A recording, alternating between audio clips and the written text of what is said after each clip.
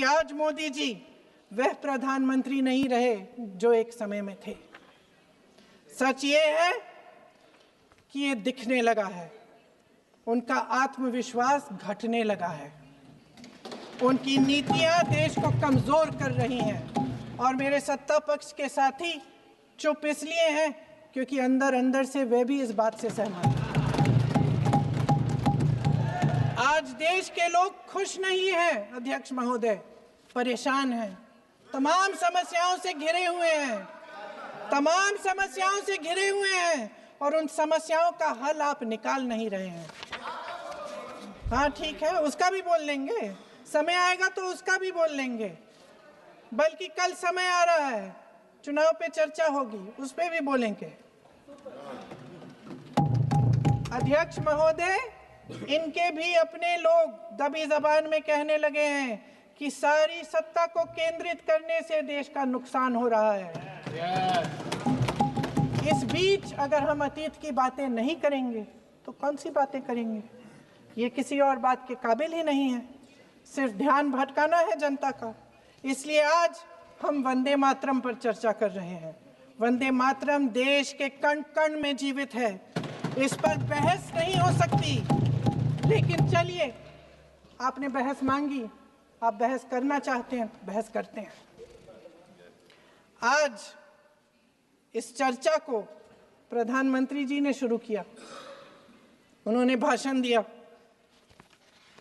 और इसको कहने में कोई झिझक नहीं है कि भाषण अच्छा देते हैं, थोड़ा सा लंबा, लेकिन भाषण अच्छा देते हैं। सिर्फ एक कमजोरी है, अगर आप इजाजत दें तो मैं बोलूं, एक कमजोरी है। हाँ, उसी पे बोल रहे हैं, वंदे मातरम पे बोलो आप। अब सर मैंने तारीफ कर ली, थोड़ा और विषय वंदे मातरम का है तो हम वंदे मातरम पर ही रखें, ठीक रहेगा। सर ये वंदे मातरम पे ही है। सर आपने प्रधानमंत्री जी को सुना था, अब तो शुरू नहीं हुए। सर भाषण बहुत अच्छा देते हैं, लेकिन तथ्यों के मामले में कमजोर पड़ जाते हैं, बहुत कमजोर। इसमें भी एक कला होती है कि तथ्यों को किस तरह से जनता के सामने रखा जाए। मैं तो नहीं हूं, जनता की प्रतिनिधि हूं, कलाकार तो नहीं हूं। इसीलिए मैं भी सदन के सामने कुछ तथ्य रखना चाहती हूं, लेकिन सिर्फ तथ्य के रूप में रखना चाहती हूं।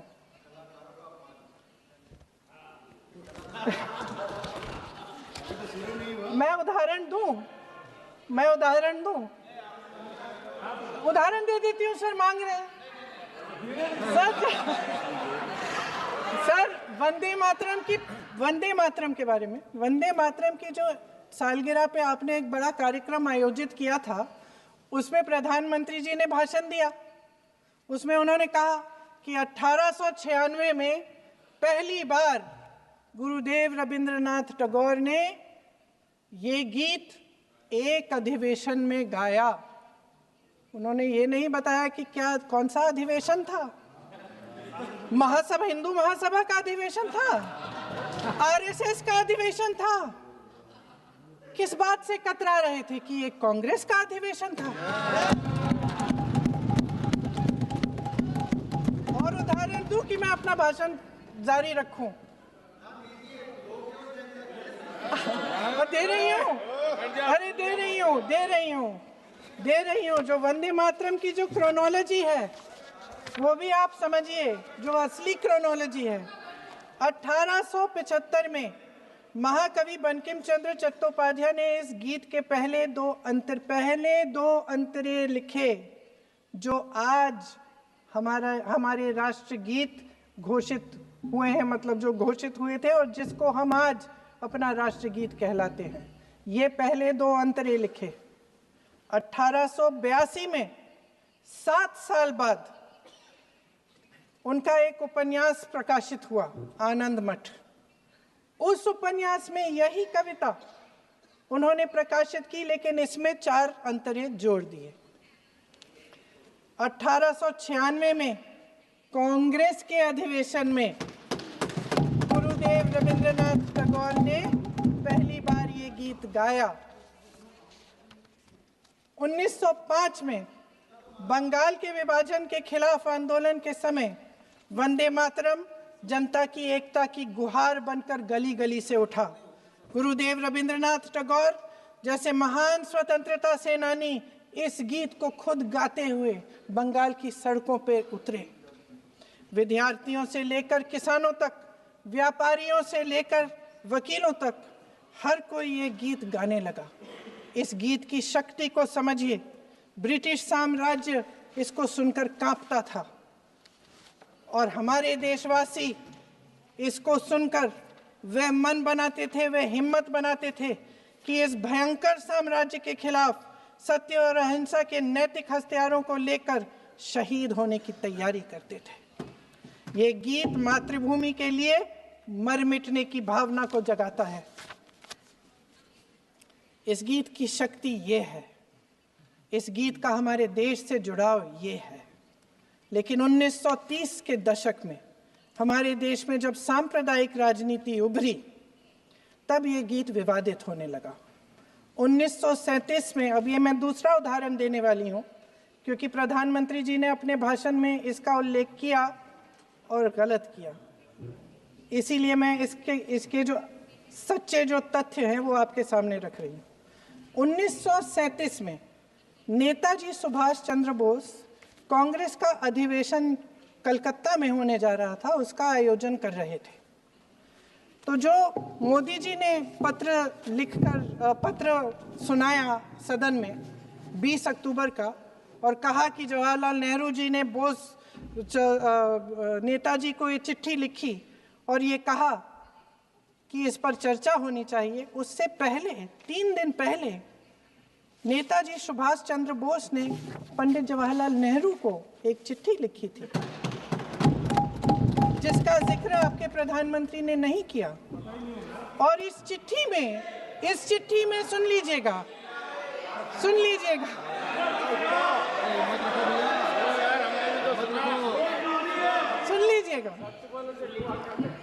आप नेताजी के लफ्ज नहीं सुनना चाहते? बंगाल का चुनाव आ रहा है।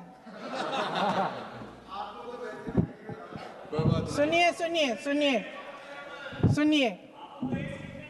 हाँ, कोई बात नहीं, हम तो देश के लिए हैं, हम देश के लिए हैं। आप चुनाव के लिए, हम देश के लिए हैं। हम जितने भी चुनाव हारे, हम यहाँ बैठे रहेंगे और आपसे लड़ते रहेंगे और आपकी विचारधारा से लड़ते रहेंगे। अपने इस देश के लिए, अपनी इस मिट्टी के लिए लड़ते रहेंगे। आप हमें रोक नहीं सकते।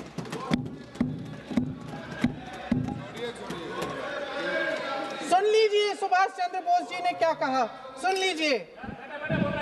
My dear Jawahar, reference Vande Mataram. We shall have a talk in Calcutta and also discuss the question in the working committee if you bring it up there. I have written to Dr. Tagore to discuss this matter with you when you visit Santi Niketan. Please do not forget to have a talk with him when you visit Santi Niketan. ये 17 अक्टूबर को लिखी जाती है। 10 अक्टूबर को नेहरू जी इसका जवाब देते हैं और और 20 अक्टूबर को, हाँ ठीक है, 20 अक्टूबर को नेहरू जी इसका जवाब देते हैं। इस जवाब की एक पंक्ति प्रधानमंत्री जी ने सुनाई, बाकी पंक्तियां क्यों नहीं सुनाई? क्योंकि उनमें नेहरू जी क्या कह रहे हैं? There is no doubt that the present outcry against Vande Mataram is to a large extent a manufactured one by the communalists. Whatever we do, we cannot pander to communalists' feelings, but to meet real grievances where they exist. I have decided now to reach Calcutta on the 25th morning. This will give me time to see Dr. Tagore as well as other friends. समझ रहे हैं आप? प्रधान चुप है तो समझ ही गए होंगे। फिर क्या होता है? फिर नेहरू जी कलकत्ता जाते हैं और गुरुदेव जी से मिलते हैं और उसके अगले दिन गुरुदेव जी एक चिट्ठी लिखते हैं जिसमें वो लिखते हैं, अंग्रेजी में चिट्ठी है, उसका एक अंश मैं आपको हिंदी में बता देती हूँ, जिसमें गुरुदेव जी कहते हैं कि जो दो अंतरे हमेशा गाए जाते थे उनका महत्व इतना गहरा था कि उस हिस्से को कविता के शेष हिस्से तथा पुस्तक के उन अंशों से अलग करने में उन्हें कोई कठिनाई नहीं थी। उन्होंने ये कहा कि स्वतंत्रता संग्राम में हमेशा से वही दो अंतरे ही गाए जाते थे और उनको गाते हुए कुर्बानी देने वाले सैकड़ों शहीदों के सम्मान के लिए उन्हें ऐसे ही गाना उचित रहेगा। उन्होंने यह भी कहा कि बाद में जोड़े गए अंतरों का सांप्रदायिक मायना निकाला जा सकता है और उस समय के माहौल में उनका इस्तेमाल अनुचित होगा। इसके बाद 28 अक्टूबर 1937 में कांग्रेस की कार्य समिति ने अपने प्रस्ताव में वंदे मातरम को राष्ट्रगीत घोषित किया। उन्हीं दो अंतरों को कार्य समिति की बैठक में महात्मा गांधी जी, नेताजी सुभाष चंद्र बोस, पंडित नेहरू, आचार्य नरेंद्र देव जी, सरदार पटेल जी, गुरुदेव रविंद्रनाथ टैगोर जी सब मौजूद थे। इस प्रस्ताव के ये सभी महापुरुष इस प्रस्ताव से सहमत थे। आगे क्या होता है ये भी सुना लूं। भारत की आजादी के बाद जब इसी गीत के इन्हीं दो अंतरों को 1950 में डॉक्टर राजेंद्र प्रसाद जी ने संविधान समिति में भारत का राष्ट्रगीत घोषित किया, तब लगभग यही महापुरुष मौजूद थे। इनके साथ साथ BR अम्बेडकर जी भी सभा में थे और इनके साथ साथ मेरे सत्ता पक्ष के साथियों के नेता श्री श्यामा प्रसाद मुखर्जी भी मौजूद थे। वही दो अंतरे राष्ट्रगीत घोषित किए, किसी ने कोई आपत्ति जारी नहीं की, कोई आपत्ति नहीं जताई। वैसे इन तथ्यों के साथ जुड़ा एक और तथ्य भी है जो मैं यहाँ पे आपके सामने रखना चाहती हूँ। आज हम अपने राष्ट्रगीत पर बहस कर रहे हैं, लेकिन हमारा राष्ट्रगान भी एक कविता का एक अंश ही है, एक लंबी कविता का एक अंश है। और इन दोनों राष्ट्रगीत और राष्ट्रगान के अंश को चुनने में सबसे बड़ी भूमिका गुरुदेव रविंद्रनाथ टैगोर की थी। वंदे मातरम के स्वरूप पर सवाल उठाना, जिसे संविधान सभा ने स्वीकार किया, न सिर्फ उन महापुरुषों का अपमान करना है जिन्होंने अपने महान विवेक से ये निर्णय लिया, मगर एक संविधान विरोधी मंशा को भी उजागर करता है। क्या सत्ता पक्ष के हमारे साथी इतने अहंकारी हो गए हैं कि अपने आप को महात्मा गांधी जी से, रविंद्रनाथ टैगोर जी से, राजेंद्र प्रसाद जी से, बाबा साहब अम्बेडकर जी से, मौलाना आजाद जी से, सरदार पटेल जी से, सुभाष चंद्र बोस जी से बड़ा समझने लग गए हैं? मोदी जी का अपने भाषण में ये कहना कि राष्ट्रगीत को एक विभाजनकारी सोच द्वारा काटा गया, उन सब महापुरुषों का अपमान है जिन्होंने अपना पूरा जीवन इस देश की आजादी की लड़ाई में झोंक दिया। वंदे मातरम को विभाजित करने का आरोप लगाकर आप पूरी संविधान सभा पर आरोप लगा रहे हैं, उसके हर एक नेता को दोषी ठहरा रहे हैं। यह हमारी संविधान सभा और हमारे संविधान का खुला वार है। और जहां तक जवाहरलाल नेहरू जी की बात है, जितनी देर हमारे प्रधानमंत्री देश के प्रधानमंत्री रहे हैं, 12 साल हो गए हैं, लगभग उतने ही सालों के लिए जवाहरलाल नेहरू जी जेल में रहे। किस लिए? इस देश की आज़ादी के लिए। उसके बाद 17 साल के लिए प्रधानमंत्री रहे। आप बड़ी आलोचना करते हैं इनकी, लेकिन अगर इन्होंने इसरो नहीं बनाया होता तो आज आपका मंगलयान नहीं होता। अगर DRDO नहीं बनाया होता तो तेजस नहीं बनता। अगर IIT और IIM नहीं बनाए होते तो हम आज IT में आगे नहीं होते। अगर एम्स नहीं बनाया होता तो हम कोरोना का की जब बड़ी चुनौती का सामना कैसे करते? हाँ, वही बना रहा है, नहीं बना पाया कुछ भी। इसका मतलब है इस मुद्दे का जवाब नहीं है आपके पास। अगर इन्होंने BHEL, गेल, सेल, भाखड़ा नंगल ये सब नहीं बनाया होता जो आप सब बेच रहे हैं, तो ये विकसित भारत कैसे बनता? और मत कहिए बाकी। पंडित जवाहरलाल नेहरू इस देश के लिए जिए, सुन लीजिए, बाकी भी बेच देंगे। पंडित जवाहरलाल नेहरू इस देश के लिए जिए और देश की सेवा करते करते उन्होंने दम तोड़ा। फिर भी सुन लीजिए, मेरी एक सलाह ले लीजिए। सर, मैं आपको आपके माध्यम से सलाह दे रहे हैं, हम छोड़ना नहीं। सर, मैं आपके माध्यम से एक सलाह दे देती हूँ। हमारे प्रधानमंत्री महोदय 12 सालों से इस सदन में हैं, मैं मात्र 12 महीनों से हूँ। फिर भी छोटी सी सलाह है। उन्होंने अभी हाल ही में चुनाव था, कुछ महीनों पहले उन्होंने एक सूची निकाली थी कि विपक्षी दलों ने और विपक्ष के नेताओं ने कितने अपमान किए हैं इनके, और उसमें शायद 90-99 ऐसे उन्होंने अपमानों की सूची बनाई थी।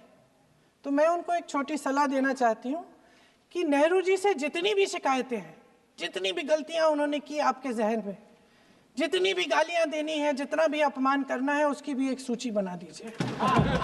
नहीं, बात खत्म नहीं है। 999 अपमान, 9,999 अपमान, सूची बना दीजिए और फिर हम एक समय निर्धारित करते हैं। जैसे हमने 10 घंटे आज वंदे मातरम पर हमने बहस किया है ना, उस तरह से हम अध्यक्ष महोदय जी से पूछेंगे, एक समय निर्धारित करेंगे, 10 घंटे, 20 घंटे, 40 घंटे, जितने घंटों में आपकी ये शिकायत पूरी हो जाए, माननीय सदस्य, आप शांत हो जाए और हम बहस कर लेंगे। लेकिन इस सदन का कीमती समय, जिसके लिए हमें यहाँ पे जनता ने भेजा है, जैसे हमें जनता की समस्याओं को हल करने के लिए चर्चा करनी चाहिए, इस्तेमाल करना चाहिए, उसको एसी के लिए इस्तेमाल करिए। उसके बाद जैसे अंग्रेजी में कहते हैं ना, जैसे अंग्रेजी में कहते हैं कि once and for all let's close the chapter, close कर लीजिए। देश सुन लेगा क्या क्या शिकायतें हैं, किसने क्या किया, इंदिरा जी ने क्या किया, राजीव जी ने क्या किया, परिवारवाद क्या होता है, नेहरू जी ने कौन सी गलतियां की, सुना लीजिए, फिर खत्म। उसके बाद बेरोजगारी, महंगाई, महिलाओं की समस्याएं, जो पीएमओ में हो रहा है उसकी बातें, उसकी चर्चा, जो बेटिंग ऐप के बारे में हो रहा है पीएमओ के अंदर, आप माननीय सदस्य प्लीज, जो एप्स्टीन फाइलों में आपके मंत्री महोदय के नाम निकल आए हैं, माननीय उसकी चर्चा करेंगे। आप वंदे मातरम में बोले, आप इधर उधर डाइवर्ट मत हो।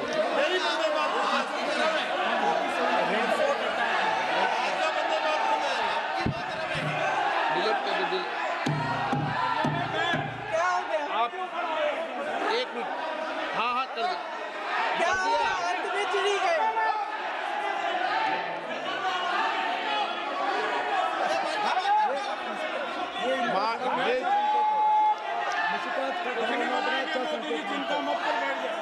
बहुत बढ़िया। माननीय सदस्य, 1 मिनट, माननीय सदस्य, आगे बढ़ो आप महोदय, आगे वंदे बढ़ो। मातरम पर सार्थक चर्चा करें।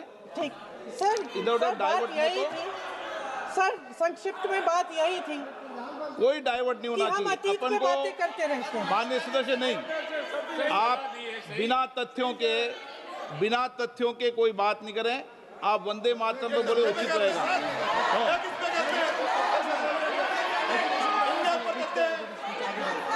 मैंने प्लीज। अध्यक्ष महोदय, मैं आपकी बात मानती हूँ, लेकिन बिना तथ्य के बहुत सालों के लिए ये हम पर आरोप डाल रहे हैं। हम चुपचाप सुनते हैं, इनको भी थोड़ी सी संतुलन होनी चाहिए, सुनने की थोड़ी सी हिम्मत होनी चाहिए। ये राजनीति है। हम बोलेंगे, आप वंदे बोलेंगे। मातरम बोलें। ठीक। वंदे मातरम सर।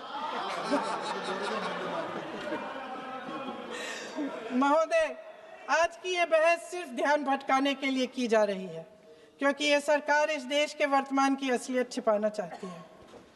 आज देश का युवा कितना परेशान है, कितनी मुश्किल में है। पेपर लीक होते रहते हैं, बेरोजगारी है, महंगाई इतनी बढ़ चुकी है। इसकी चर्चा हम सदन में क्यों नहीं कर रहे हैं? आरक्षण के साथ जो हो रहा खिलवाड़ है, उसकी चर्चा हम यहाँ क्यों नहीं कर रहे हैं? महिलाओं की बात होगी, बड़े बड़े ऐलान होंगे, मगर उनकी परिस्थितियों को सुधारने के लिए कोई ठोस कदम यहाँ क्यों नहीं उठाया जा रहा है? इन्हीं दरवाजों के बाहर खड़े होकर पत्रकार तरह तरह, आपने कहा कि आरोप मत लगाइए बगैर तथ्य के, तो मैं बोलूं कि नहीं बोलूं? नहीं, बिल्कुल नहीं। नो, आप उधर की बात मत बोलो। आप जल्दी से बोल लेते हो, फिर आप सदन में बंद जो कर कुछ देना। भी बोले वो तथ्यों से बोले। आपको हर चीज ऑथेंटिक करनी पड़ेगी, इसलिए आप तथ्यों से बोले। तथ्य पे लगाए। अच्छा सर, बड़े बड़े शहरों में प्रदूषण है, लेकिन हम इस सदन में बैठकर सिर्फ छोटी छोटी बातें करेंगे। जी, जो अतीत की बातें हैं ना, जो बार बार आप चाहते हैं कि हम पीछे देखें, लेकिन हम आगे भविष्य की बात, वर्तमान की बात, जो असली समस्याएं हैं उनकी बात न करें, ये छोटी बात होती है। आप में हिम्मत है तो भविष्य की बात करिए, हिम्मत है तो बात करिए कि बेरोजगारी क्यों है, कि पेपर लीक क्यों होते हैं। आप चेयर को एड्रेस करें। आपको अच्छा, खत्म कर लेती हूँ, चेयर के एड्रेस करो आप। अध्यक्ष महोदय जी, सच्चाई ये है कि इनका शासन दमन का शासन है। इनकी राजनीति दिखावे की राजनीति है, इवेंट मैनेजमेंट की राजनीति है, चुनाव से चुनाव तक राजनीति है, तरह तरह के ध्यान भटकाने वाले मुद्दों की राजनीति है। वंदे मातरम इस देश की उन्हीं उम्मीदों की गुहार है जिन्हें आपका शासन हर रोज ठुकरा रहा है। आज भी सरहद